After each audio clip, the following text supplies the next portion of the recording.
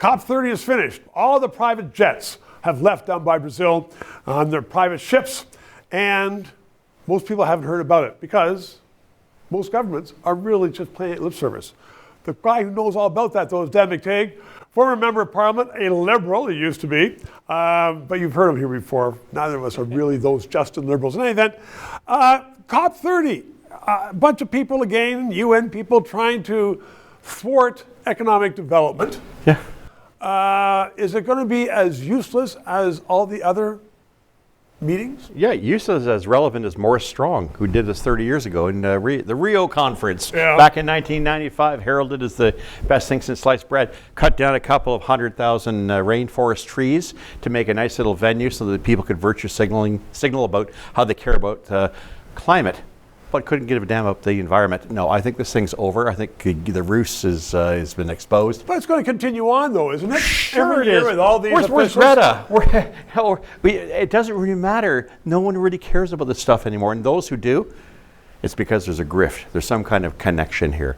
And if it was really about worrying about world concerns, about pollution and whatnot, we'd be focusing a lot more time on China and on India and wondering why they get away with it. Pollution is, I mean, we should be fighting pollution. I mean, sure we should. It's a real danger. Which is CO2 is not pollution. Well, that's true. Ocean pollution, though, and plastics and stuff. But what you're saying is that all these highly paid bureaucrats, the UN, all these organizations are out to lunch. Well, out to lunch and out of time. I think. Why do we still pay attention to them? Because it's not 2015 anymore. I mean, look, Trudeau used this years ago, but the reality is that the world has moved on.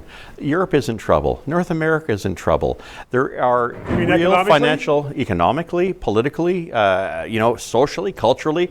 There are tensions now that we are experiencing on a scale we haven't seen in a generation. Right. It kind of reminds me of the Cold War times 5, with everybody at everyone's throats, no one knowing what the next step is going to be. The reality is that issues on climate and luxuries about notions on how we can change the weather are over. They're done with. And people who can't afford to make ends meet, whether that be in Canada or anywhere around the world, got better things to do. But the Canadian government is still spending a fortune on all of these programs. In fact, our Prime Minister is the one who had all the banks in North America sign on a few years ago saying, we got to go by these programs, and it was net zero.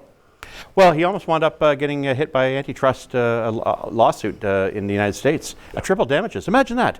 You take the American oil and gas industry worth trillions of dollars and you say, we're going to shut you down. You're not going to get insurance. You're not going to get funding. You're not going to get banking. We're going to hit you with the old Sherman Trust Antitrust Act, three triple damages, and it's based on civil probability. You're the lawyer. You know this stuff. It's not. You don't have to go through the criminal. This would have been a disaster because the Americans aren't fooling around with this stuff anymore. So we should be glad that our Prime Minister is talking on both sides of his mouth.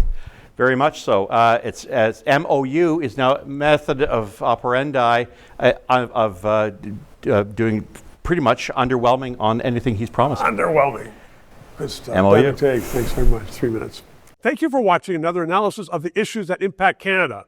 Trudeau is gone. We have to rebuild the country. We need independent analysis. We need debate. We need thought. So please keep us on the air. Subscribe, donate, become a member, because God knows Canada needs rebuilding.